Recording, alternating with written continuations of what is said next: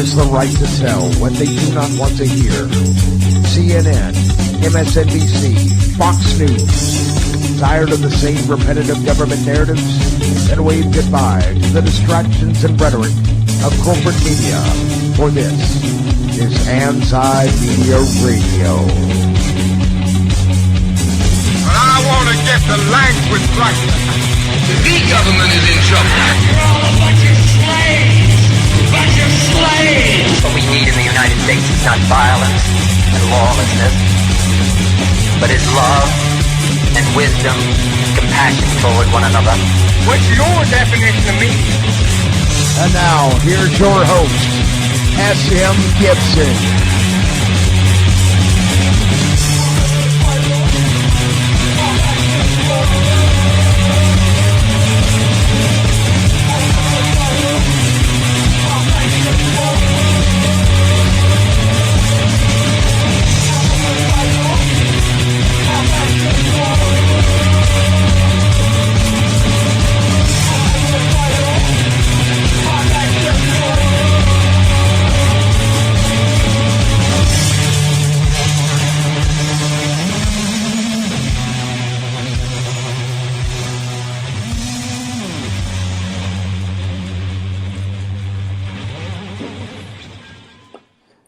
Word to the wise, don't start scrolling through Facebook comments before getting on a radio broadcast.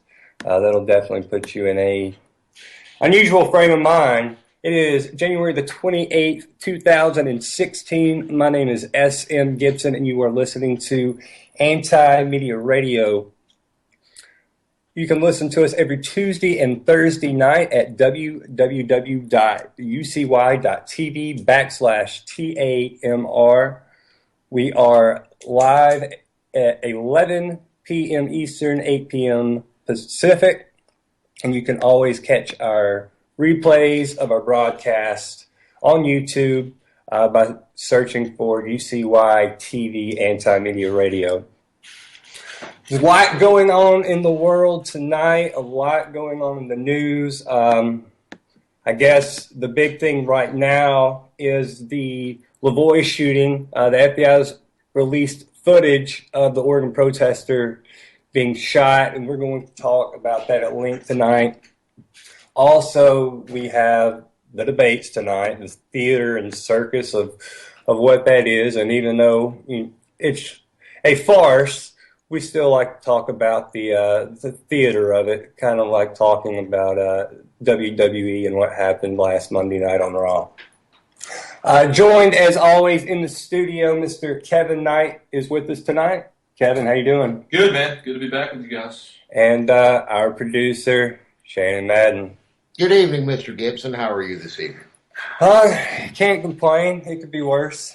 Yeah, it could be worse. Lavoie Finicum. We need to talk about that for a minute. That is a nasty, nasty, tragic situation. A lot of people can speculate as to whether the protesters should have occupied the Oregon, pretty much the Oregon birdhouse at this point in time. They can argue whether they should have been there or not, but what the footage shows us, and we're probably going to pontificate on this quite a bit tonight, and they're from a lot of different angles, but from what I observed in the video, and the video is available on YouTube right now. We just uploaded it to our Facebook page. It's about to go up. We haven't got it up yet. Well, it's not up yet, but it's headed up right now. Need to click on that link and look for yourself. You be the judge. The narrative so far kind of fits. In fact, when I saw the video, I wasn't clear 1,000% because it was a vague title as to what I was watching. But when I saw the truck crash into the snowbank, which is what the narrative was when the story broke the other night, that seemed to be pretty much consistent up to that point. What we were really hazy about as to whether his hands were up, whether he was in a state of submission, whether he came out guns blazing, whether he came out, and as the narrative was spun the other night, that he charged the officers. Which clearly does not happen. Clearly does not happen. what I think happened, and it's very, very suspicious. One thing that really just kind of threw me for a loop was the fact that this just happened, and already we're starting to see video from it. And the video source seems to be something that is law enforcement, FBI, military. A lot of things are blacked out, the numbers and locations and GPS. What do they have to gain by releasing this footage? Well, right off the bat, to spin the narrative. And the narrative is that is going to be, just as they've already asserted, that he reached for a weapon. Now, as you can see, his hands are up in the air. Then they immediately drop toward his front. What it looks like to me is that he was shot from the front, immediately turned around as he heard footsteps in the snow or a gun being pulled back or whatever the case may be, turns around and it's delivered the fatal blow. It's really tough to watch because you watch a man get murdered. And if you're an activist, we have and the death shot came from behind him. Yes, yeah, that was the death blow. If you're an activist, though, this is something that everybody should see, because this is what happens when you start to bark at your handlers. And we don't like the way that we're being treated, and we don't, we think that the government just coming in and grabbing somebody's land for whatever reason is unlawful. A lot of the laws and things that we think are very unfair and unjust. The government oppression that just seeps into our lives every day. But when we start to rise up against it and speak out against it, you need to watch this video, because just like Ruby Ridge, just like Waco, just like so many other places, when the government really wants you out of there and they want to go ahead and either seize your land or seize your guns or take whatever wealth you require or whatever the case may be, or just flat out murder you because you're talking too loud. And Lavoy Finicum did talk very loud. He was the spokesman for the Ammon Bundy militia up there. So, yeah, it's some powerful stuff. It really is. Very, very, very heavy footage. Here's the thing that frustrates me about the whole situation is, again, shock, the division in this country on this issue. You've got the politically left right now saying, "Oh, good that he was shot and killed. We're completely against these people. They're crazy." And then you have the politically right. When Ferguson happens, they're like, "Oh, he was a thug. He should have got shot." And that's championed more by the politically left. This is championed more by the politically right. Why are we doing that at all? Why are these political issues? There's people being shot and killed, and that's the bottom line. I don't understand this. Well, I'm for these guys. This is my team. This is my team.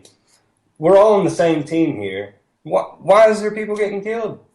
People fail to see the bigger picture, because a lot of people, and I respect the idea of individuals, but people don't realize that, to an extent, there's other people that we can find mutual ground for. And right now, when we're all facing issues that we all can relate to, we're still a lot of people are still caught in that ideology where they're associated with a certain organization or a certain group or a sort of sports team.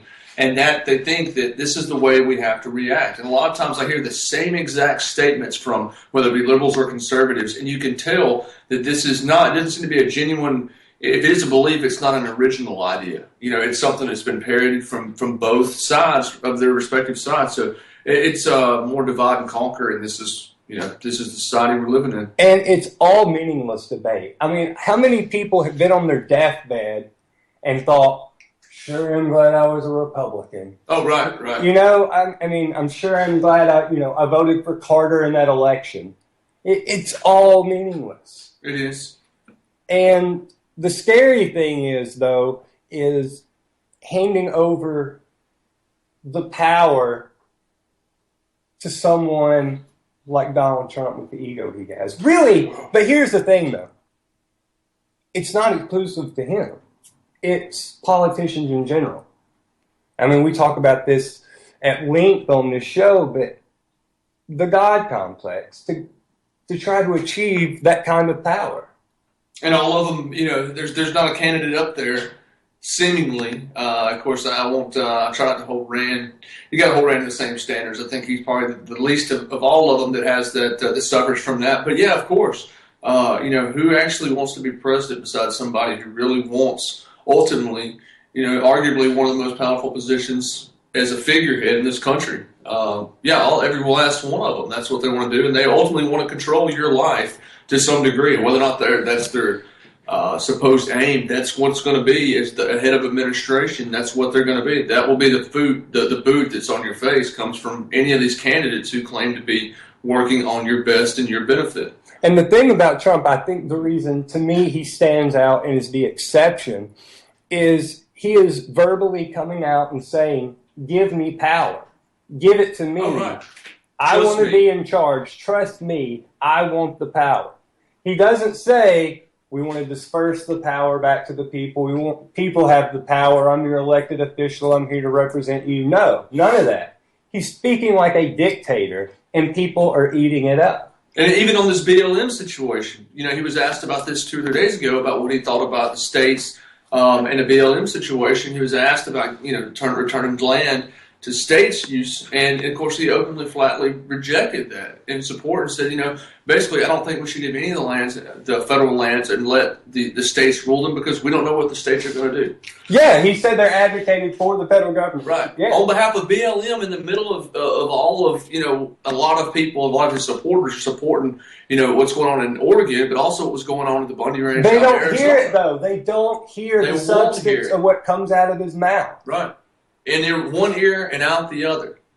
That's it. It's so selective. They know he gets up there, he says cuss words. Oh, he's not part of the establishment. Talker.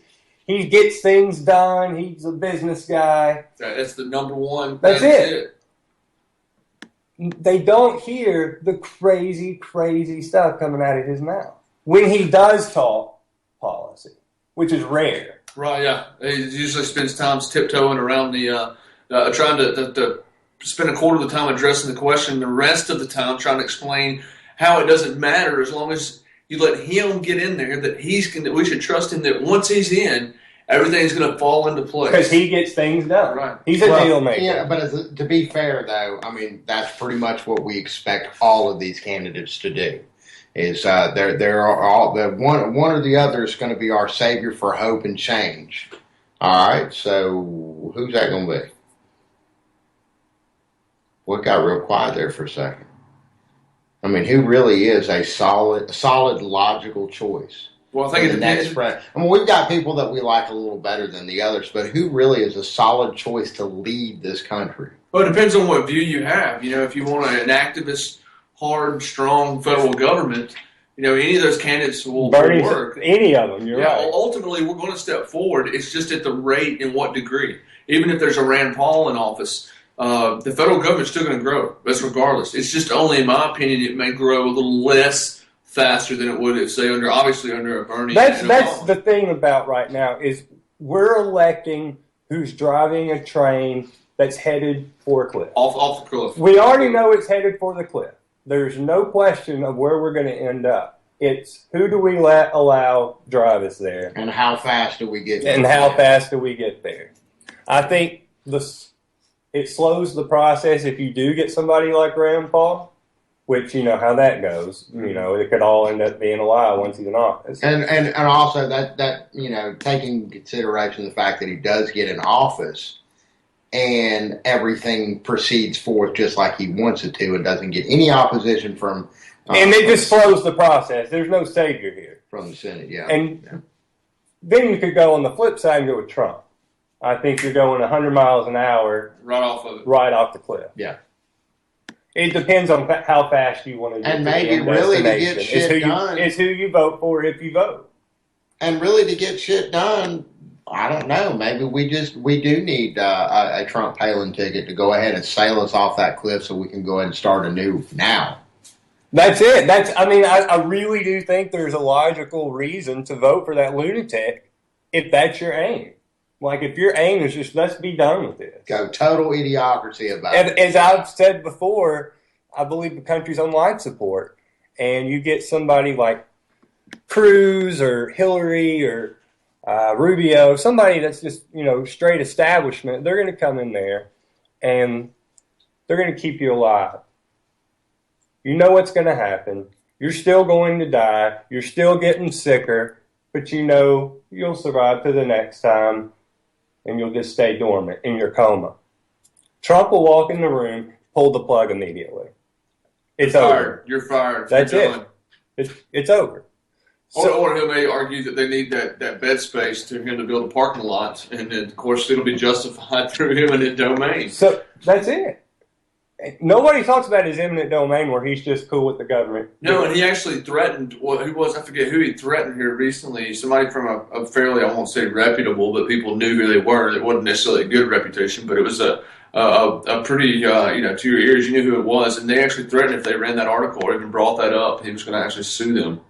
And that's Donald Trump for you. He's brazen. Supposedly, one of his campaign people actually threatened Megyn Kelly. Now, that could be trumped up a little bit in her defense. But, trumped up. Right. Like that. I see what you did there. Well, no, I'm not a man of puns, but, trumped up charges coming from all kind of people, and it feeds the narrative and feeds the debate. And so I wouldn't doubt it one bit if that's all. And it'll get worked out in the wash. We'll hear about it. Before this is over, they'll make up, and Fox News will be back milking the deal. Well, Trump was saying tonight in his little deal that, we made a Fox call today and apologized. He was on with O'Reilly last night. They were so nice to me. Yeah, he just proved his point. They're all morons. I want to bring in with us right now our wonderful writer, Miss Claire Burnish. Claire, how are you? I guess maybe I was reading the comments, too, before I got on the air. Yeah, never do that. That was a huge mistake. I don't know what I was thinking. I never read comments anyway, but I was just like, I'm going to look at this. Idiotic. Yeah, it's really never a good idea. I don't know. I thought maybe every now and then I'm kind of like, well, maybe there'll be some hope there, but that just is never the case. I thought I learned that lesson long ago, and nope. No. So, okay, lots going on in the news right now. Let's start with, I guess, the more pressing news of the video coming out of the Oregon protester and your take on the whole situation. Well, okay, first of all, we're not saying enough. Okay, we don't know exactly what happened, but from my personal opinion, it looks to me like murder, which is, nothing new from the cops. But I guess what's more pertinent to me is what is going to happen, not in the media so much anymore, because I think that a lot of people are very disillusioned with the media anyway, but amongst groups of people, and how it's going to be spun, just like it has been so far, like this completely divisive issue for no apparent reason. And I guess that's my gripe today, and ongoing. This divisiveness is ridiculous. I mean, things are falling apart for all of these powers that be. I mean, all of this corruption is being exposed. All of these things are going on that just, we should all be united right now more than ever, and we should see that we are facing the same, ostensible enemy, if you will. And yet, people are going to divide, and they're going to say, well, good that he died, or they're going to say, well, he died, but, the people in Ferguson should have been. It's just ridiculous. It's just absurd at this point. And you would think that something like this would prove how desperately unity is needed, but I don't think it's going to do that. And people celebrate this stuff. They celebrate the death. Yeah, they do. Yeah, that's rather disgusting. I like, there was actually a post that Nick made on his Facebook that I actually wound up sharing. I need to pull that back up, but it was along the lines of the fact that you had the people that were pretty much kind of giving a hoorah to the militiamen. In fact, let me pull it up because I need to quote this. I need to quote this verbatim. Hang on, I'm pulling it up right now. He's saying, like, Mike Brown was a thug that deserved to be shot, and then the militia people are saying that, they're saying the militia people deserve to be shot. It's like, you know what this is? This is a battle of whose victim is more deserving of punishment. And whose hero, gets the big trophy in the end of it. It's deplorable. It really is. And it goes along racial divide. It goes along pretty much the haves and the have-nots which really, pretty much just about everybody listening to this broadcast, except for illicit purposes, is a have-not. And really, I think I think if you just start there and start asking people, why do you think we're so broke? All of us are working. We're doing all of the things we're supposed to be doing. We're fully plugged into the American dream. Why are we so broke all the time? And just start from there. Because some people, they can't comprehend anything past the money that they're making, or the money that they're not making, or the money that they're spending, because money's become such a big part of our lives now.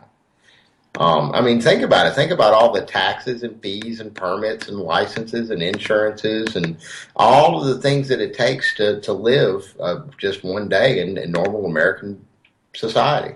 It's ridiculous. But I don't know. I'm as fed up as you are. I really am. It's so ridiculous. If you even think about, not only how disgusting it is that we're saying, well, oh, good, this person's dead or that person's dead. It's just think of the irony that we're ganging up on each other when people are dead, and not because either of our groups that apparently hate each other, did it to each other. It's because the government did it. Ultimately, it's because of the way the government has turned out and been so corrupted, and the way that the police have been so militarized, and everything is topsy-turvy. And it's because of that these people are dying, and that there are these things going on. It's not because of anything that either of these quote-unquote groups did to each other. So really, if we could just see that it is a common problem that we all have, then maybe things would change. But it just doesn't. I just don't see that ever happening anymore. Well, I have to ask the question, and because you have seen the video, this is kind of my, and again, I don't know that I'm 1,000% right, but this is what I observed in the video, and you tell me if my tinfoil hat's on or. Real quick, Shannon, Yeah. I want to let everybody know that we just got the video uploaded to the Anti-Media Facebook page. So if you haven't seen the video or want to see the video, just check out Anti-Media's Facebook page right now. It's at the top of the page, and we've got it streaming. So there you go. Okay, killer. So everybody can, and again, take what I'm saying with a grain of salt. This is just my own observation, and for what I know about the way that these stories are spun. Now, the original narrative that we got was the fact that police were chasing him. He had crashed into a snowbank when he ran into a roadblock. The video confirms all of that. In fact, again, I didn't even know which video I was looking at when I first saw it because it had a very vague title to it. Then I see him get out of the truck, hands up. He's not running. He's kind of stumbling in the snow a little bit. Looks like he might be a little bit perturbed, but he has his hands up in a state of complete submission. Then it looks like, as he's walking with his hands up, that his hands drop to his stomach. Now, the narrative is already being spun, and the video just came out. The fact that, okay, well, he was reaching for his pistol that he always has holstered there. My observation, and I want everyone to watch this video very carefully, because my observation is that he drops.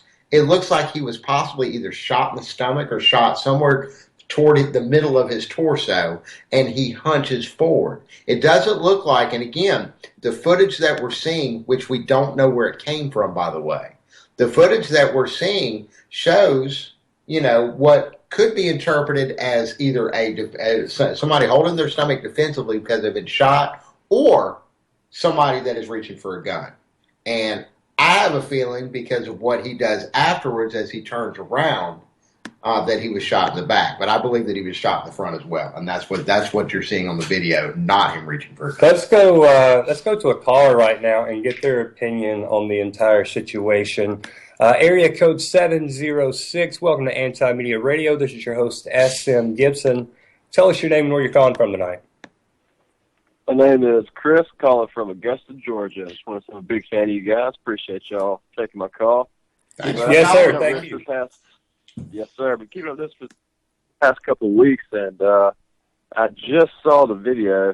Anyway, it kind of stopped halfway through and called you guys. So give me the lowdown. How many were killed? It was just the one. Yeah, just him. I believe Ryan Bundy was shot in the shoulder. Yeah, Lavoie was the only one killed, to our understanding. Yeah, right. It was Ryan Bunny was shot like in the shoulder or something like that, and Lavoie Finicum was the one who died. Gotcha. And he was unarmed, correct? Well, that's what's up for debate. The police are saying he reached for a weapon. But they never claimed, they never said exactly that he did have a weapon. He reached for a weapon, which they'll use that excuse even if he didn't have anything. Right, to make a motion. But you would think, I kind of would, that they would have already mentioned that he did, in fact, or would have confirmed by now that he did, in fact, have a weapon.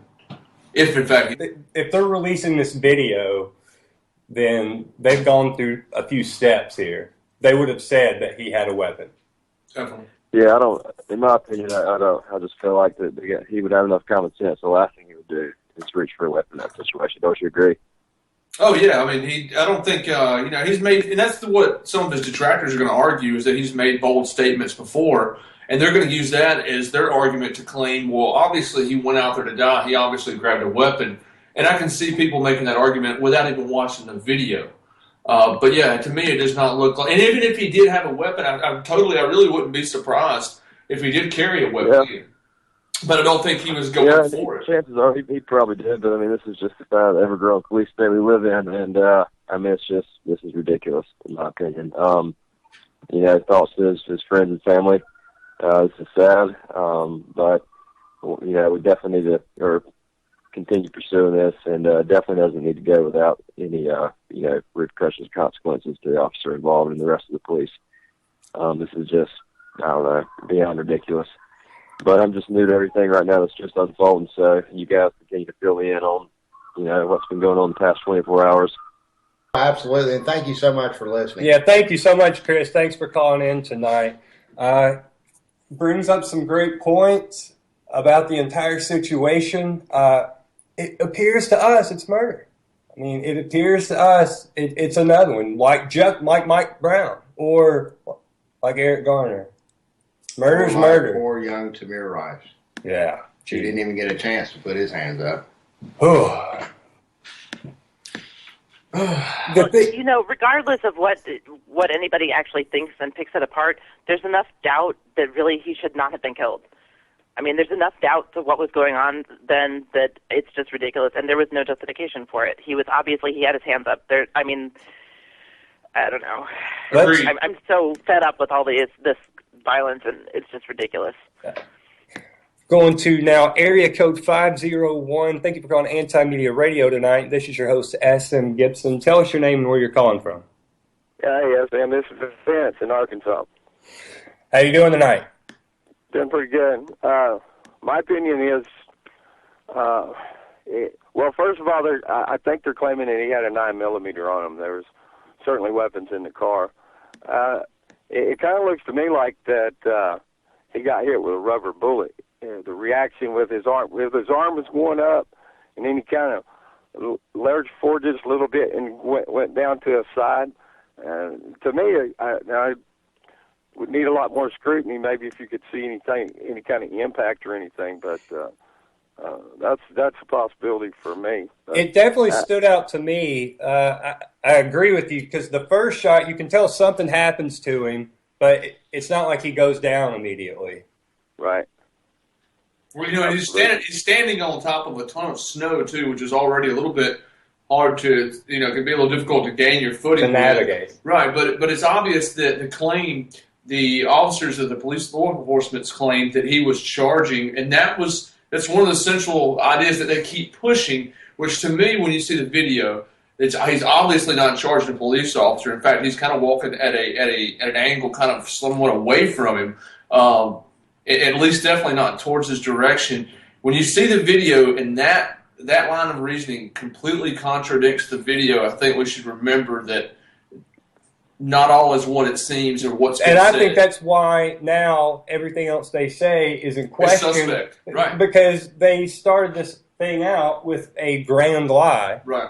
Well, and very quickly, too, I was just corrected. I was by the FBI. It was. Sorry about that.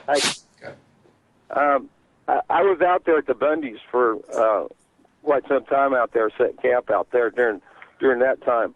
I know a lot of the folks that was out there, Hammond and his dad, Cliven, I sit and talk with There's some good people there. Stephen Brooks, Jason Patrick, Thomas Lacavara Stewart. There's a lot of people that I know personally that, but a lot of people I didn't know as well. But I do know that all that needed to occur was for these authorities to have gone and met Ammon Bundy in the road and had called him like they'd done so many other times before, and when they came up and they would have said, "We have warrants for your arrest." There is no doubt in my mind that everybody there in his accompaniment would have surrendered peacefully and gone on, just like Ammon's doing right now, to take this issue to the courts. And unfortunately, I believe federal authorities set up the situation to incite such a situation as panic and fleeing, and even possibly setting him up to reach for his side with a rubber bullet to bring about some grand statement that if you resist, because the bottom line is these guys were not some whacked out gun guys. They were doing a set-in. They had the right to bear arms according to the Constitution, if that's applicable anymore. And like I said, it's no more than a peaceful set-in. There was no threat of violence, and so. And I think one thing that backs that up is, as long as they've been there hasn't been any violence. You'd figure if they were there to be violent, something would have happened long ago. Really, and the only issue that they've caused for people outside of there is rumors and discussion of townspeople being harassed, who we later found out were actually FBI. We found that out from the fire chief in the local town, who actually came out when he found out that there were, in fact, FBI agent provocateurs outside of the actual protest. This was the this other group of so-called patriots that showed up with guns. So I would agree with the caller that this was definitely something that was somewhat provoked by the federal government. If not, they knew what was going on, and they set up plans to catch these guys. They warned people earlier to depart from the refuge that stuff was going down. And I saw earlier that a ton of, I guess several tons, literally tons, of weight of trucks have now come in to arrive at the refuge. So we may be seeing more action as the stuff starts to go Waco style.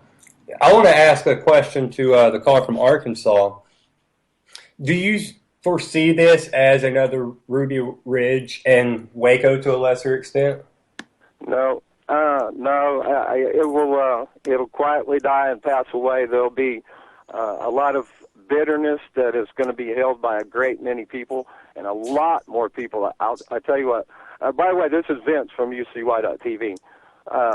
So I have spent a great deal of time covering this. Of course, I guess I can't call myself unbiased, even having been entrenched with the Bundys.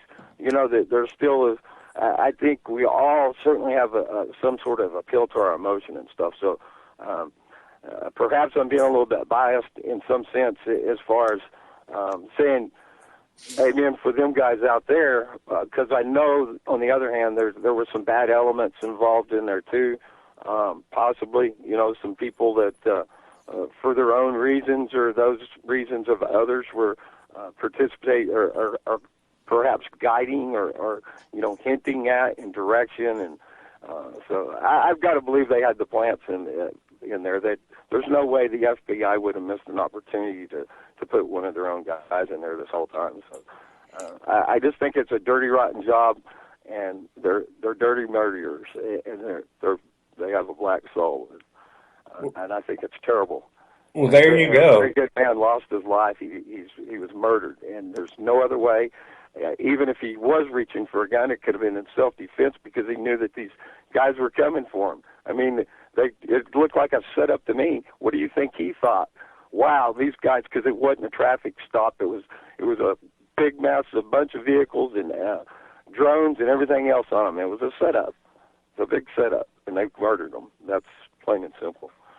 But yeah, thanks so much for calling in tonight. Thanks for your perspective on everything, and you've had more one-on-one experience with the situation. Thanks, guys. Thank you so much. Man, that's a good call from Vince from UCYA. Right? Yeah. So, Claire, you think this is just going to fade away? You think that in 2 weeks we're going to forgot this happened? Well, I don't know. It's entirely possible. I think that it really depends on if it just goes the way that every other police shooting seems to go, which is people get really mad and fight each other over the details of it, and then something else comes along and happens, and it gets rather forgotten. I think that to an extent that will happen, but I think it's going to last a little bit longer because this was kind of a big deal, like the whole occupation. Well, think about Dorner. I mean, for 2 weeks, everybody in the country knew who he was, and you could come up to somebody today and be like, who are you talking about? Yeah, that's kind of what I mean. I think that it will fade away. This might last. It might linger a little bit longer, but, you know. Okay, I want to go to another caller right now, area code 478. Thank you for calling Anti-Media Radio tonight. This is your host, S.M. Gibson. Tell us your name and where you're calling from. This is Roy Jenkins. I'm calling from Macon, Georgia. Roy from Georgia, how are you? I'm good. What is your take on the situation out in Oregon right now? I don't know if you've had a chance to see the video yet.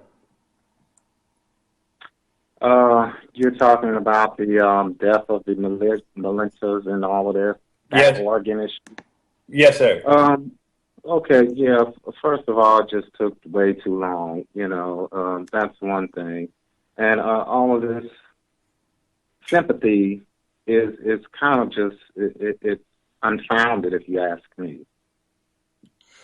So do you not feel that, to me, the situations with Mike Brown and with Eric Garner, there's still people that have been shot by the police that weren't rushing a police officer. To me, murder's murder on both sides of the coin.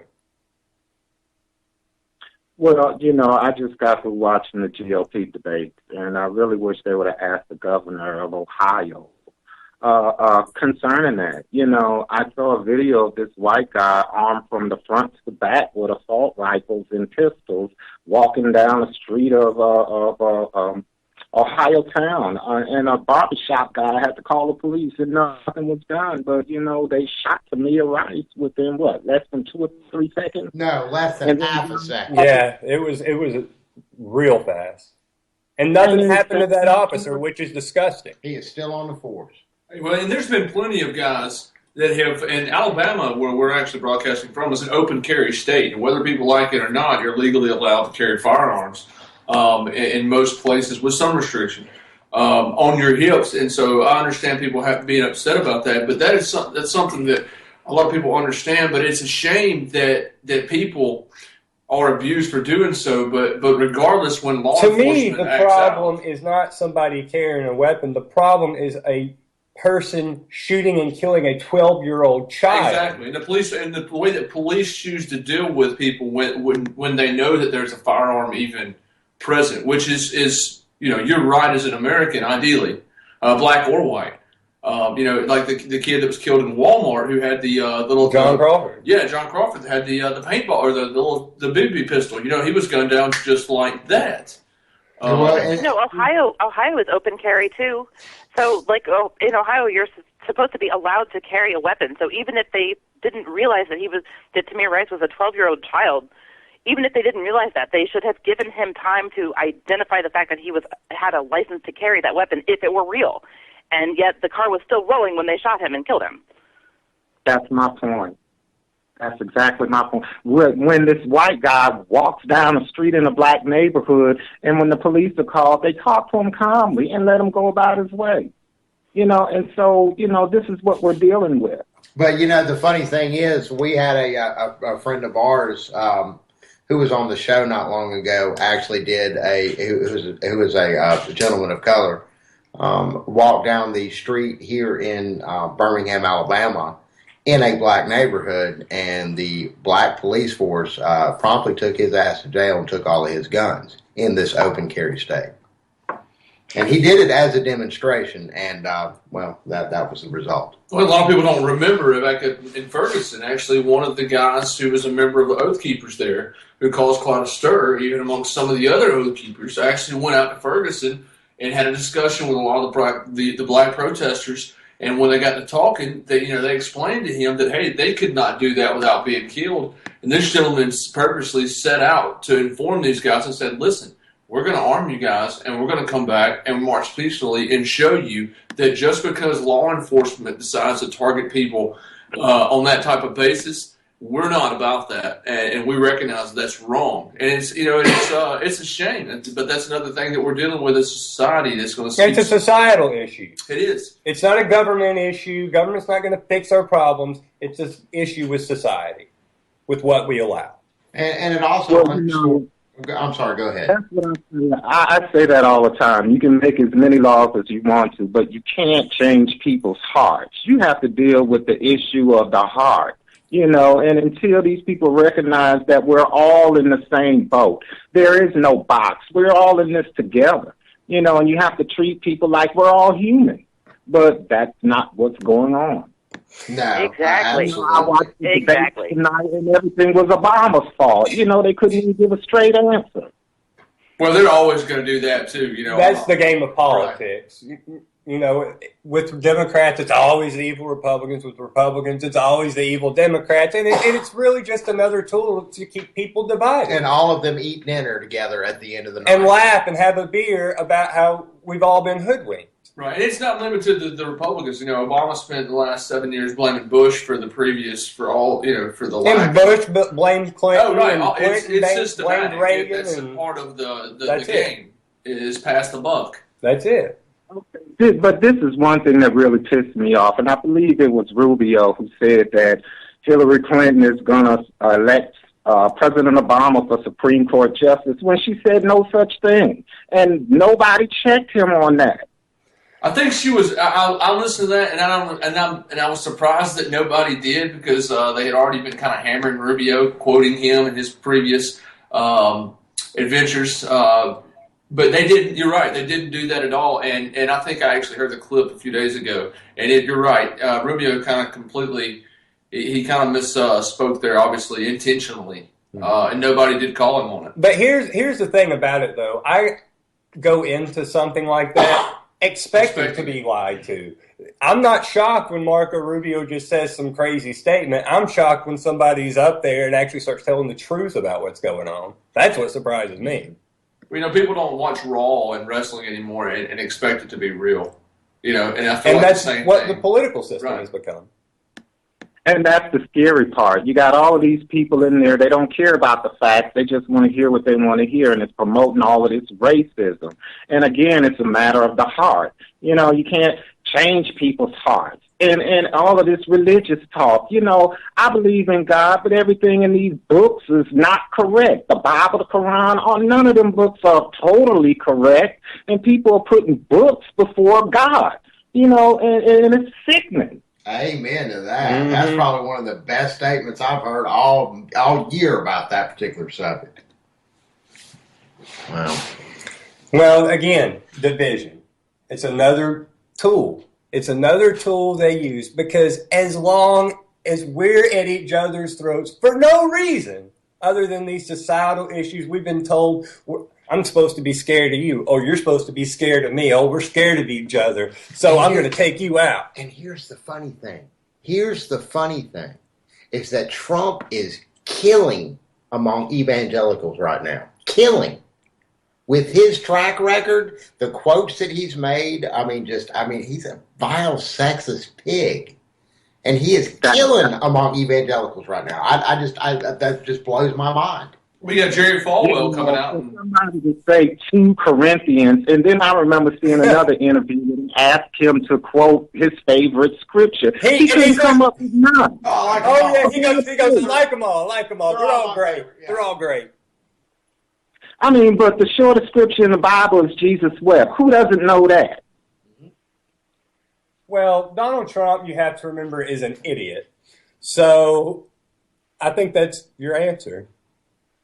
But you got all these evangelicals voting for him and supporting him, and people are not looking at the real issues, and that's what's wrong with this country. Well, Donald Trump, unfortunately, isn't the only idiot in this country. And I think that's a symptom of it. I think buying into any of the candidates at this point, for as long as we've been lied to, which politician hasn't lied to us? And people are shocked when it happens. And they're like, well, I still like what he's saying. It's like, do you believe what he's saying? Because I certainly don't. And if you haven't learned by now, there's no hope. Another thing that I'm noticing, especially on social media, is, voting doesn't matter. You're wasting your time. But nobody else can really say how it doesn't matter. We know that it's not perfect, but nobody else has any solutions. And I put it to just a person just tonight. Well, what is the solution if you don't want us to go out and vote? Oh, I think there's some of that too. But I tell you what, thank you so much for the call tonight. Great perspective on everything, and thank you for listening, sir. What happens if we don't all vote? What if we all just stop voting? I think that's something that the politicians actually would welcome, because it's easier to control the vote when less people are voting. It is so easy to control the vote right now. It's not even. They're going to do it anyway. And a friend of mine actually posted on Facebook recently about the election with Bush versus Gore, and how he won, and how Bush ended up winning. And whether we vote all together or not, or whether we all vote and it's really, really close, or whether nobody votes, it doesn't matter. They're going to choose the candidate anyway. It's not up to us. It's not that it's like necessarily pre-selected. It's just that we really have no control over who it is that ends up in office. Not that it matters anyway, because all of the candidates are the same when they get there. I do completely agree, but I think they actually do go to the trouble nowadays of spinning the propaganda on people. I mean, it seems like it would be easier just to put on a charade and then, turn around and say, oh, that guy won. And we're getting to the technology where they can do that. But they go to the efforts with the media. I mean, the Mitt Romney thing in 2012, he's going to be your candidate. There's really nothing you can do about it. This is going to be your guy. And, of course, that's what happened. Obama, the same thing in 2008. Who knows this time? We'll see. But just imagine refusing like I was saying earlier, just refuse to play the game, refuse to vote, refuse to pay the taxes, just refuse to participate in the paradigm that they've set up for us. If we refuse to participate in their game, then they've lost their power. I do think, as much as I believe they're all pretty much the same, and they all are pretty much the same, I do think there's a sense of it to me that we're picking our prison guard. Like, we're in jail and there's nothing we can do about it, but we get to at least pick our prison guard. We'll pick the prison guard that doesn't beat us as bad. It seems like that's it. It seems like you could probably make your life a little bit easier by getting a better prison guard than the next guy. I think if you look at it like that, this prison guard is going to give me 2 cupcakes instead of 1 cupcake. That's it. Now, I'm still probably going to get raped that night, but at least I'm getting my cupcakes, Yeah, but one prison guard is just the same as the other when you're talking about who they're going to side with, and who they're going to bomb. They're all going to bomb the same person. If you maybe you like this prison guard a little bit more, but he's going to do the same thing as the kind of nastier prison guard's going to do. So really, what difference does it make? Well, I think you're right about that, but I'm talking more about a John McAfee or a Gary Johnson candidate. Everybody on that stage is going to do the same thing. I mean, they might as well be the same person. Yeah. Or Vermin Supreme. There's your guy. Where are we at with him? Where have you got him to in the polls? I got your poll right here. You've been promoting him long enough. That's the man right there. Hey, Shannon's consistent. Unlike a lot of the politicians, Shannon's consistent. I will give you that. Yeah. You've been on board for a while, since Dave. I mean, who cannot get behind that, dude? Dave, you heard that. He's got a boot on his head. Anyway.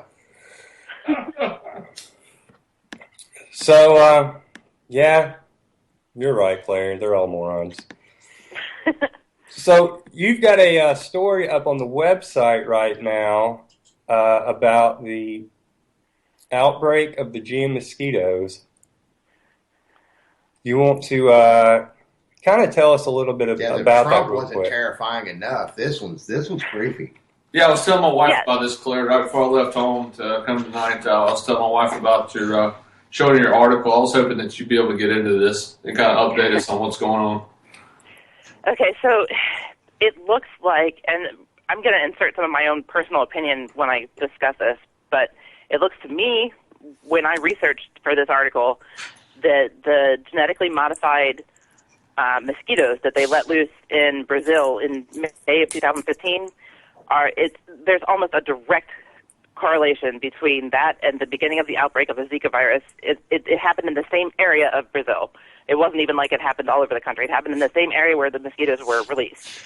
And without going into too much technical detail, in order for the genetically modified mosquitoes, the GM mosquitoes, to work, they release the males who breed with the wild females, and their offspring are basically programmed to die before they reach the breeding age. But the problem is, and they did not research and investigate this fully before they released them, there's a 3 to 4% failure rate, generally speaking. When there's tetracycline present in the environment, that failure rate goes up a lot. Like, it doesn't even, that failure mechanism, the planned death of these mosquitoes doesn't happen. And Brazil happens to be the third country in the world that uses tetracycline in its feed animal. I can't even think of the words. They use it for their livestock and everything else. So basically, it goes through the animals. According to this document that I found, the tetracycline has a 75% survival rate, even if it's digested by the animals. So it's all in the environment. So these mosquitoes were doomed to be reproducing and living in the wild. Wow. It's like, oh, God. So they reproduce with the disease-carrying insects, and they're able to survive as like a subspecies. And so it looks like, to me, from what I was reading, that this kind of subspecies of mosquitoes have bred like crazy, and they are the ones that are essentially carrying the virus and perpetuating the naturally occurring in the wild mosquitoes that carry the virus, and that is why there's a problem. And it reads like a horror movie, or like a suspense, a drama, almost like Ebola came out several years ago. And not just Ebola, the actual incident, but the movie. It sounds like a script from a movie. Yeah. It's crazy. It really is. I mean, it was kind of, the idea was tossed around, like people noticed that there was an odd correlation in the time when the Zika outbreak began to occur, which was in, May 2015, and when the mosquitoes were released. So I looked into it, and I was just going to throw it in the article like nothing big, but when I actually started looking into it and researching and reading the scientific documents, and these scientists who were warning against this as a problem and were completely ignored, it became fairly obvious that this is actually exactly what happened. The scientists said, we should investigate because something really terrible could happen. And, guess what? It did. And I think it's really important for this information to get around right now, because guess how they're planning to solve this? By releasing more genetically modified mosquitoes. So, when you screw around with nature, this is what you get. So I'm kind of speechless. I couldn't even think of what to say about this. Kind of like using Al-Qaeda to combat ISIS, right? So we're going to have... pretty much. Yeah. Pretty much. Wow. Is it terrible that I fell asleep on the second Titra set clean? Man, when it comes to science, don't listen to me on anything. I'm a student of history and politics, but start talking about mosquitoes, and I'm just boom. Well, and earlier this week they had released a report saying that these mosquitoes were likely to spread all throughout the Americas in every country, but Canada and Chile. Because they're not naturally occurring there. Okay, here we go. I knew it. Here we go. Canadian conspiracy. For somebody, put it to us this way, Claire, because hopefully I'm not the only person out there that's just like, oh, science. How does this affect me? These mosquitoes are going to spread throughout the Americas and are probably already in this country, and we don't necessarily know that yet, but they will be here because they're already in Mexico, and they carried the Zika virus, which causes infants to be born with severely shrunken heads, basically. Okay, Their brains are smaller than normal, and could have a shrunken head. That's what I need to know. And it can also cause a paralysis in adults. Okay, so I could become paralyzed, or my baby could have a shrunken head. That's it. That's what I need to know. Okay, so they don't need to be here because I don't want either one of those to happen to me. Well, why are we genetically modifying mosquitoes to begin with? Well, you can still get infected. I mean, you yourself, Gibson, can't have a child, but you can be infected by the Zaire. Well, if you're paralyzed, you ain't gonna be making no babies. That's for sure. Right. The idea was to eradicate those disease-causing mosquitoes in the first place because they were supposed to die, before they reached the breeding age when this experiment was supposed to happen. But the scientists who came up with these mosquitoes did not listen to this other scientist who said, hey, there's a chance that this is going to fail. And if it fails, it's going to fail miserably. And that's exactly what happened. So now the World Health Organization has issued a huge alert, and they're convening a convention thing on Monday, like an international convention, because this is going to be a pandemic. They imagine up to 4 million people could be infected with this by the time it kind of gets to its peak. So that's scary stuff. Well, let's see how the next administration handles this. This will be one of maybe the first tests. I see this getting bigger and bigger. The Trump administration's going to be. I forgot there's going to be another one. This is the next Ebola.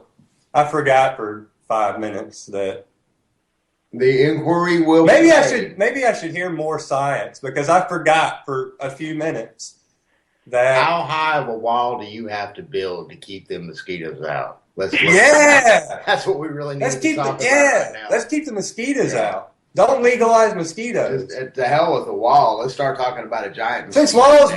Since laws work so great, why can't we just make a law that it's illegal for the mosquitoes to come over the border? Yeah, mosquitoes Government solved the problem. Mosquitoes coming over the border, attacking our babies, paralyzing our women. We need to build a net now. Build a net! Build a net! Build a net! I'm in for this. This is yet another reason why I'm going to build a bubble house on the floor of the ocean. Which ocean? You might like Sandy? Huh? It's a SpongeBob reference. Yeah. She was a squirrel, and she lived on the bottom of the ocean in a bubble. Okay. You don't like SpongeBob? Oh, like SpongeBob, I guess, maybe, except for maybe just me and, that's it, and no communication with the outside world, because at this point, I just don't know if there's any hope. Yeah, there is no hope. You and your little bubble under the sea watching SpongeBob. You need to go watch SpongeBob because the rest of the world's screwed. It's over. So you need to go learn about Sandy the squirrel living in a bubble and dream that it was you. And she's from Texas. You're from a state. Y'all have that in common. Oh. Okay. Just a couple of minutes here. Claire, any final words for the evening? Can we all just get along? Poor Rodney King. Kevin, any last words here for us? It'll be interesting. Life is.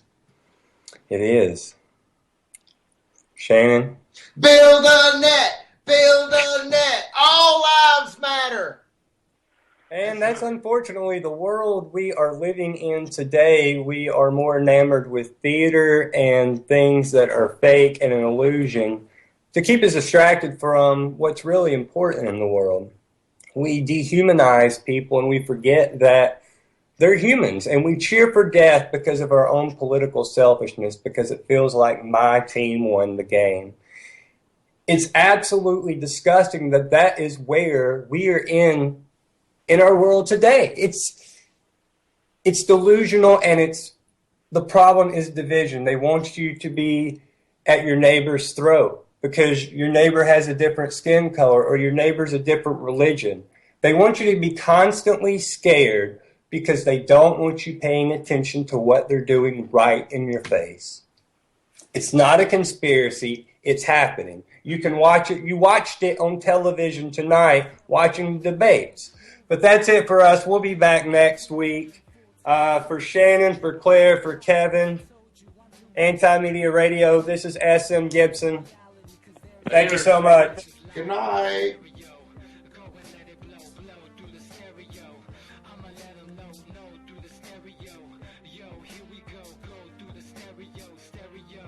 This is I'ma let them know through the stereo. Yo, here we go through the stereo.